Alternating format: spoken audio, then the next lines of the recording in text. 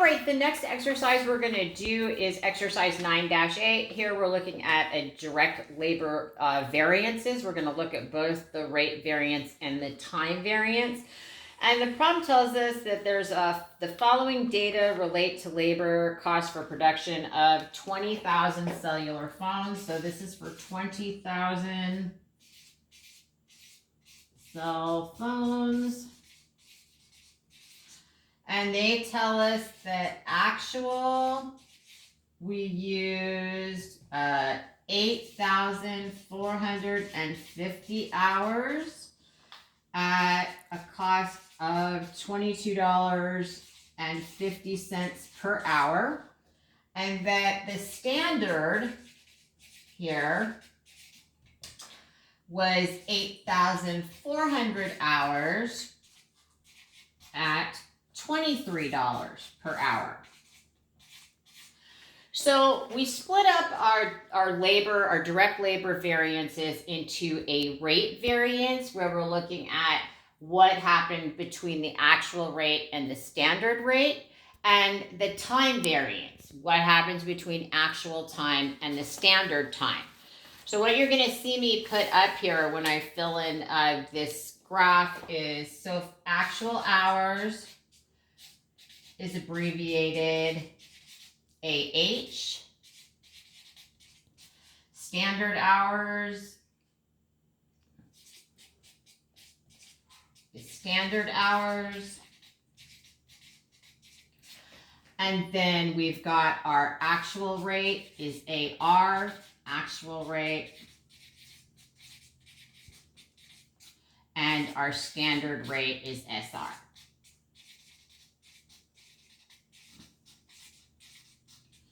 So the way I like to calculate out these variances is I'm going to set it up this way, and then I'll show you the alternative way that's also provided in the textbook. Is I set it up like this. I look at my actual hours times the actual rate. So that goes there. Then I've got my actual hours times the standard rate. That's going to go in the middle. And then over here, I've got my standard hours times my standard rate. So in order to do the rate variance, I'm going to look at the difference here. So the problem tells us that the actual hours were 8,450. So we had 8,450 hours. And the actual rate was $22.50 per hour, $22.50. And if you multiply those two together, you get $190,125. Okay, so I'm going to compare that to the actual hours, $8,450 times the standard rate of $23 per hour. And that equals $194,350. So I want to look at the difference here to get my rate variance. And I'm going to take my actual hours at the actual rate, and I'm going to subtract that from my actual hours times the standard rate. So I'm going to subtract these two here. And that's going to give me a difference of $4,225. You'll see that it's negative.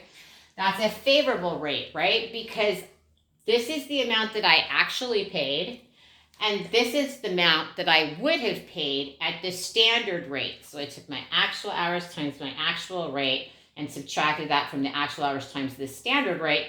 And because I paid 50 cents less an hour, I have a favorable variance of $4,225. And that might have been due to training somebody, having people that are newer on the line that don't get paid as much. I'm then going to look at the actual hours times the standard rate of $194,350. And I'm going to compare that to the standard hours, which would have been 8,400 hours times the standard rate of $23 per hour.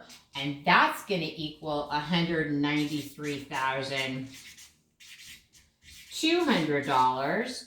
So we're going to look and compare the 194,350 to the 193,200. This is going to give me my time variance, right? And you can see here that the actual hours at the standard rate was greater than the standard hours at the standard rate. So that's going to give us an unfavorable variance of $1,150.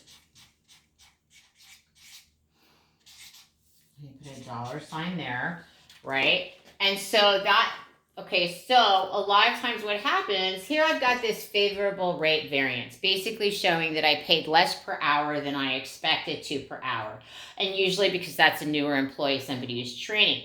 On the flip side, what happened was I had used more hours, probably because that employee was less trained or learning than the standard, and so I paid more than I would have at the standard, right? So you would look to compare these two, and then finally to get the total variance. To get the total, you take the difference between the two, and the favorable outweighs the unfavorable by $3,075 favorable variance, okay? So it tells you, additionally, in the problem, the employees may have been less experienced or poorly trained. That's what I discussed, talking about that lower rate labor rate than planned, and the lower rate of experience or training may have resulted in less efficient performance, thus more hours. So I want to put up here the other way that your textbook puts down that you can calculate out the rate variance. So if you're looking at the rate, so again, this is just alternative. Either one of them will work. So the rate variance, so we've got the direct labor rate variance, which is this one that we calculated here. You can calculate it out as the actual rate minus the standard rate per hour times your actual hours. So you can do it that way. You can do the time variance. So that's the direct labor time variance. The other way you can do that is your actual hours minus your standard hours times your standard rate. And then again, what you do is you take the difference between the two rates to get your total rate. And that's how you do exercise 9-8.